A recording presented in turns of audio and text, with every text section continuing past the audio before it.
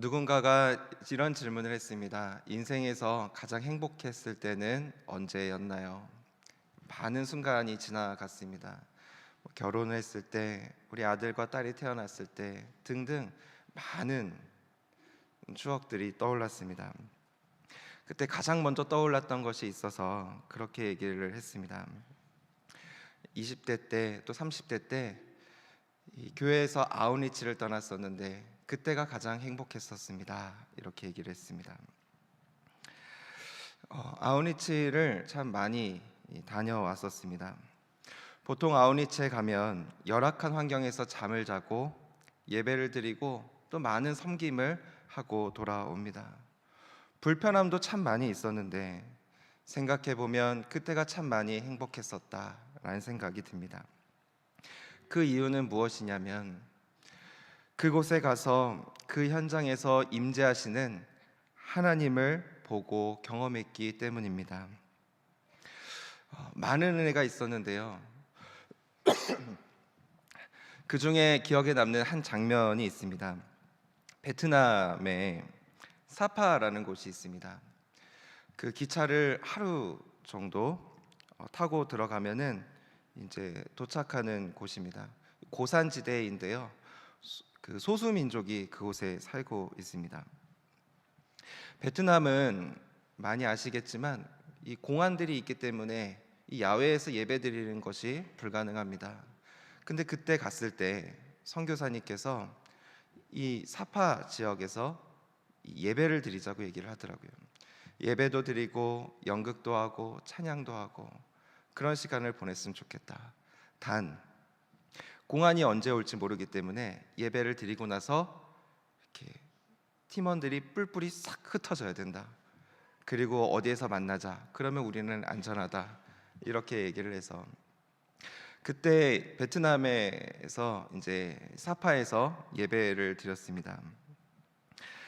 핑크색 기타를 탁 들고 찬양을 했던 장면이 떠오르는데요. 제가 사진 한 장을 준비했습니다. 그때 사진입니다. 네, 그때 이제 핑크색 기타 이제 오해하지 말았으면 좋겠는 게 제 것이 아니었어요. 이제 급하게 누군가를 빌려서 가서 이제 핑크색 기타를 가지고 기타를 쳤고 하얀색 옷을 입고 있는데요. 이게 이제 그 당시 때 제가 가장 좋아했던 패션입니다.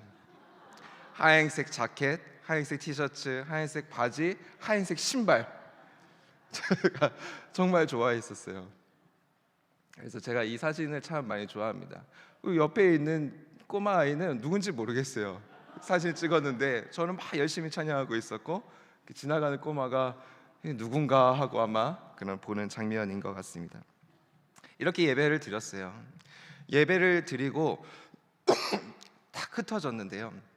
그때 그 소수민족의 한 아이를 만나게 되었습니다. 근데 그 아이와 잠깐 대화를 나눴는데 그 아이가 이런 얘기를 하는 거예요. 자기는 부모님과 함께 이 하나님을 믿는 사람이라고 얘기를 하더라고요. 그런데 자기는 이때까지 자라오면서 하나님을 믿는 사람을 자기 가족 위에는 한 번도 본 적이 없었다 그래요. 그래서 마음 가운데 기도할 때는 정말 하나님이 계시면 하나님 믿는 사람들을 좀 보고 싶습니다. 이런 이야기, 기도를 했었다라고 얘기합니다. 그런데 어느 날 그 아이가 우리가 예배하는 모습을 통해서 하나님을 예배하는 사람들을 만나게 된 것이었어요. 그래서 그것이 자신에게는 너무 기쁘고 하나님께서 주신 자신의 기도의 응답인 것 같다. 이런 얘기를 같이 나눴습니다. 그 광장에서 예배 드리는 것이 큰 일이 아닐지 몰라도 하나님께서는 우리를 통해서 한 영혼을 어루만져 주시는구나 라는 것을 느낄 수 있어서 참 많이 감사했었습니다. 제가 교구 사역하기 전까지는 거의 매년 이 아우니치를 떠났었던 것 같습니다. 참 좋아했어요. 왜냐하면 떠나면 하나님의 새롭고 특별한 은혜를 경험했기 때문입니다.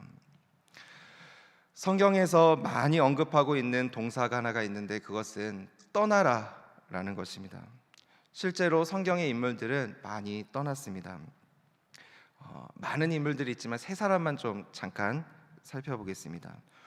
구약에서 아브라함에게 주신 부르심은 너의 고향과 친척과 아버지의 집을 떠나는 것이었습니다. 보여줄 땅으로 가라. 아브라함은 그 말씀을 듣고 떠났고요. 그 떠남을 통해서 아브라함은 큰 민족을 이루는 하나님의 사명을 이루게 됩니다. 이스라엘 백성들은 애굽에서 가나안 땅으로 떠났습니다. 빨리 갈 수 있는 지름길이 있었는데 조금 돌아서 갔습니다.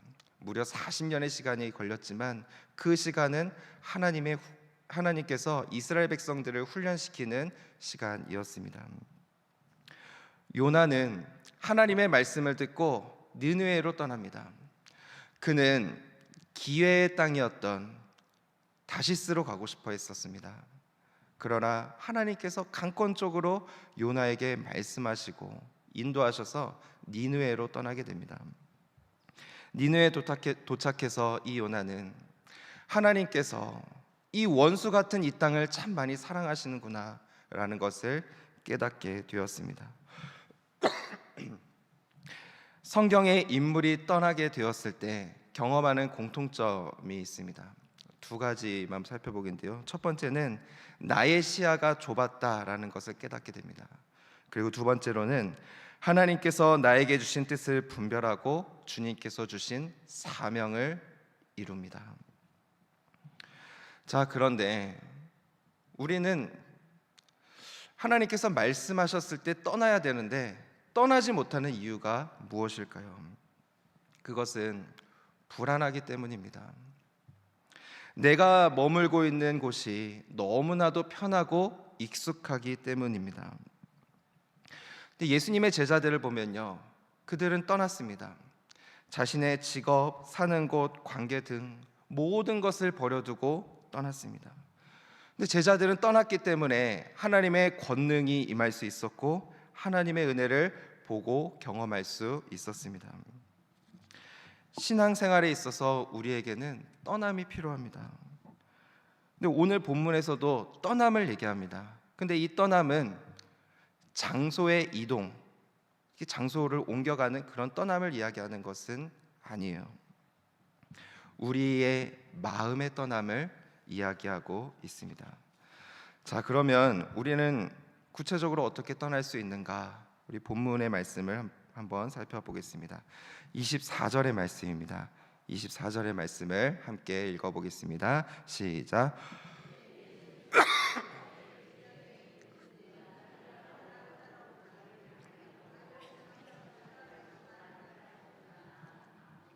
네, 아멘.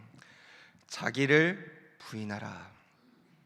이 말씀은 자기로부터 벗어나라라는 것입니다. 우리의 혈과 육으로부터 벗어나라 말씀하는 것입니다. 세상의 정욕, 이생의 자랑, 죄악된 모습으로부터 벗어나라라는 것이죠. 우리의 욕심, 애착, 하나님께 나아가지 못하게 만드는 견고한 생각들, 익숙함에서부터 오는 안주함, 이것으로부터 떠나야 한다라고 말씀하는 것입니다. 조금 더 쉽게 표현한다면 내려놓음입니다.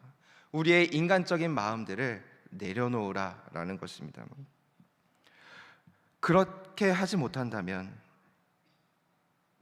우리는 예수님을 따를 수가 없는 것입니다. 예수님을 따르는 것이 아니라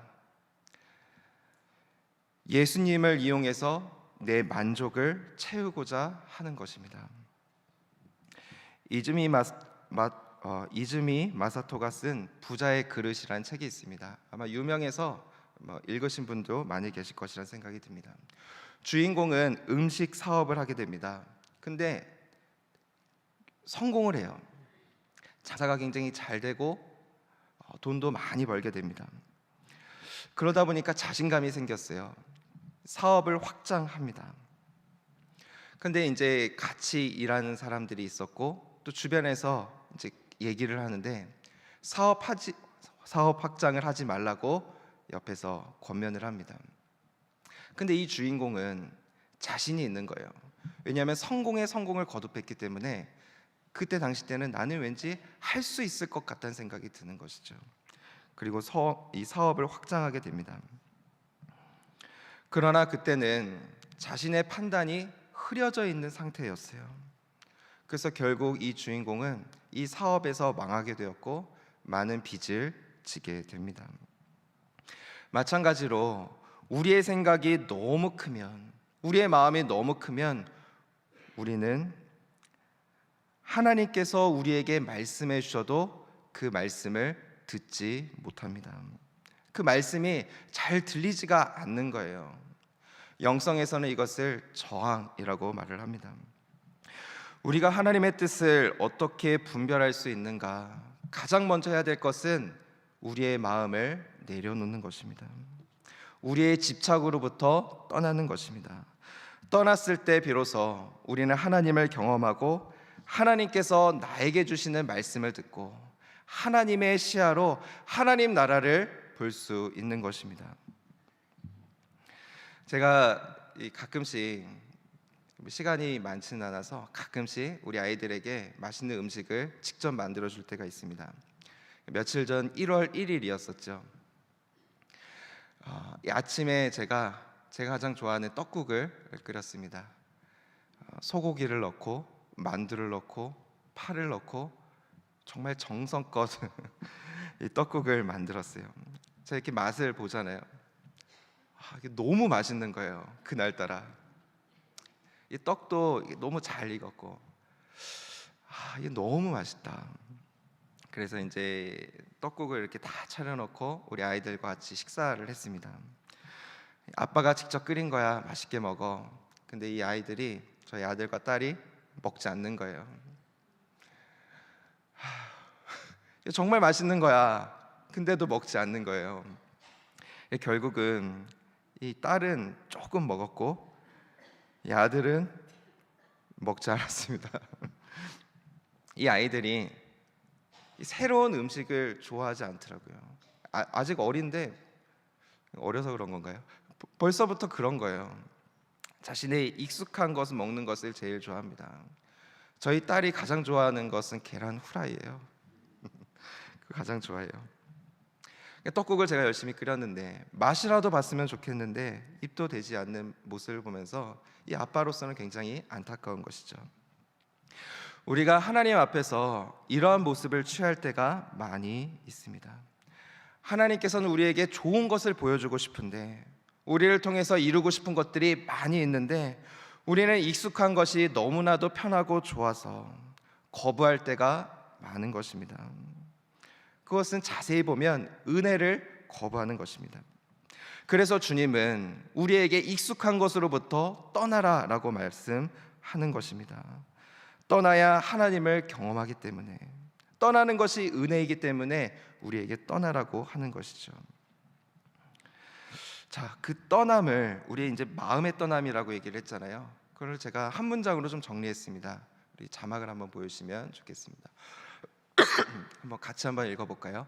떠남은 우리가 머물고 있는 세계관과 가치관에서 고착되기를 거부하고 하나님께서 보여주시는 새로운 세계를 향하여 나 자신을 개방하는 것입니다.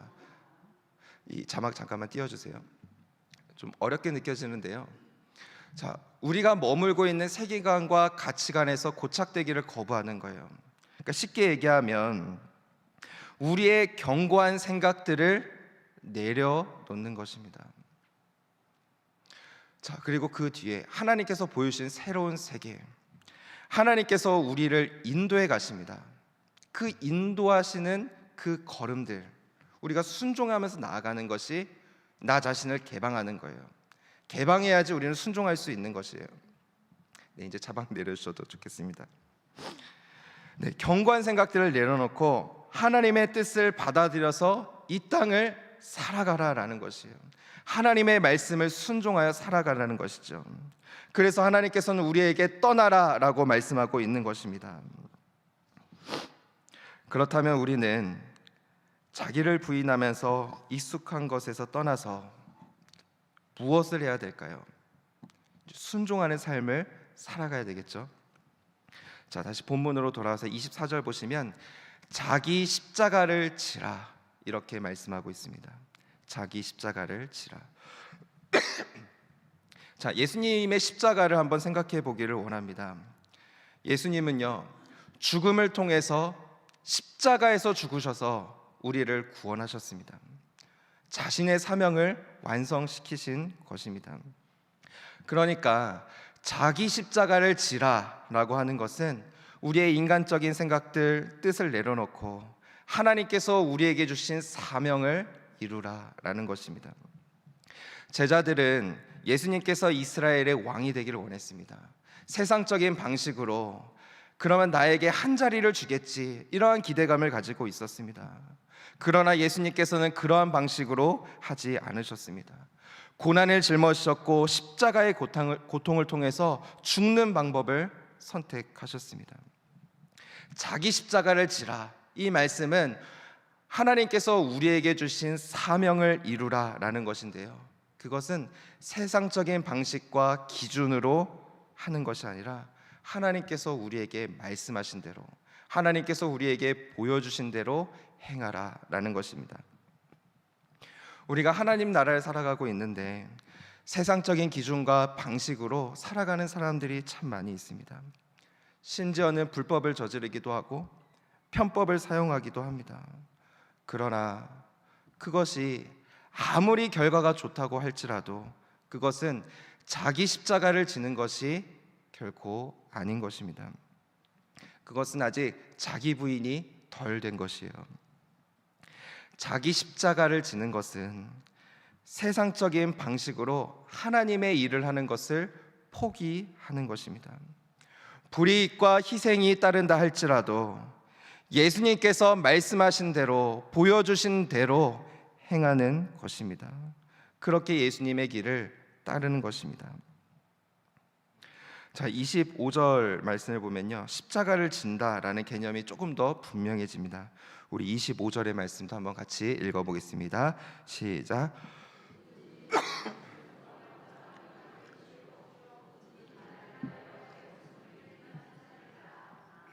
아멘.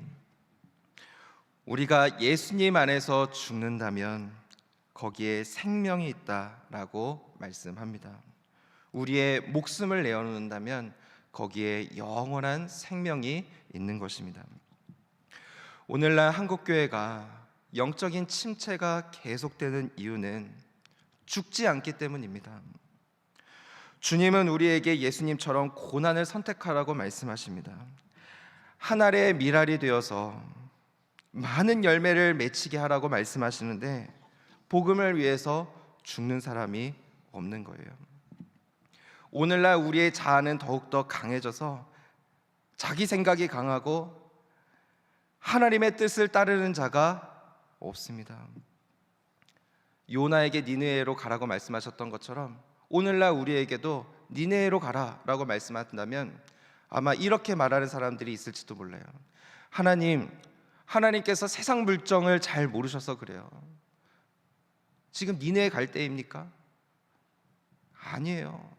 이렇게 대답할 사람이 있을 것입니다. 그러니까 예수님을 따르는 사람이 없어요. 오히려 내 갈 길 갈 거니까 내 갈 길 가운데 예수님께서 따라와 주세요, 이렇게 말하는 사람들이 많아요. 이게 바로 우리의 모습이라는 것이죠. 초대교회의 모습을 보면은 순교 정신이 강했습니다. 죽기를 각오하였습니다. 자기를 부인하고 십자가를 짊어지면서 복음을 위해서라면 한 알의 밀알이 되어서 희생하고 섬기며 주님 앞에 나아갔었습니다. 거기에는 영적인 생명력이 있었고 많은 핍박이 있었지만 제자들이 나왔고 영적으로 부흥하는 역사가 많이 이루어졌습니다. 우리가 신일교회 초대교회 목사님이신 이일선 목사님을 보면서 감동을 많이 받는 것은 목사님은 한센병 환자를 위해서 죽기를 각오했었기 때문입니다.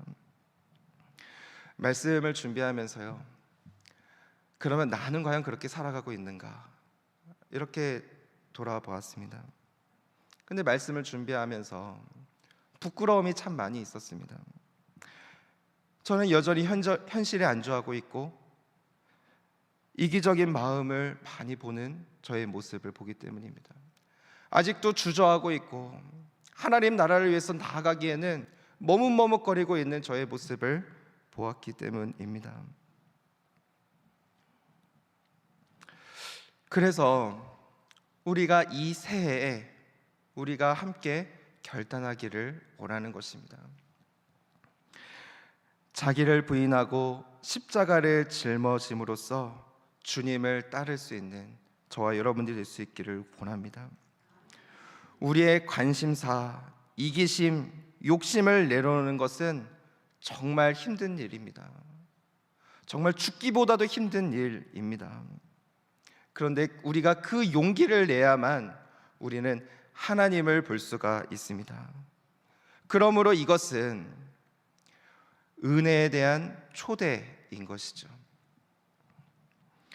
떠남과 따름의 은혜, 우리의 마음으로부터, 인간적인 마음으로부터 떠나고 따름의 은혜, 주님을 따르는 그러한 삶.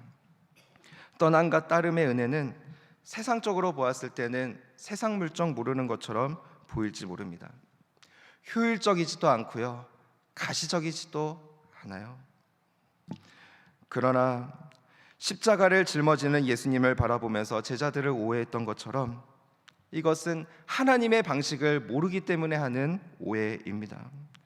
떠남과 따름의 이 은혜는 고난이 있어 보입니다. 그러나 영적으로 우리를 살리고 하나님의 권능과 능력이 임하고 하나님의 때에 하나님의 방식으로 귀한 열매가 맺히는 그런 은혜가 우리에게 있을 줄 믿습니다. 이 영적으로 혼탁한 이 시기에 우리가 살 수 있는 것은 죽어야 합니다. 떠남과 따름의 은혜가 있었을 때 하나님의 은혜가 우리 가운데 부어지고 하나님의 방식과 하나님의 때에 하나님께서 하나님의 나라를 이루어 주실 것이라고 믿습니다. 떠나고 따르는 은혜가 저와 여러분과 함께 하시기를 주님의 이름으로 축원합니다. 함께 기도하겠습니다. 사랑과 은혜가 많으신 하나님 아버지, 감사합니다. 하나님, 이기적인 마음으로 하나님 앞에 나아갔던 우리들의 모습을 바라보며 회개합니다. 하나님, 우리의 모든 마음들을 내려놓고 주님을 따를 수 있는 우리 모든 신일의 성도가 되어질 수 있도록 인도하여 주시옵소서. 새해 가운데 그 하나님의 은혜를 바라볼 수 있고 경험할 수 있는 우리 모두가 될 수 있도록 도와주시옵소서. 감사드리며 예수님의 이름으로 기도드립니다. 아멘.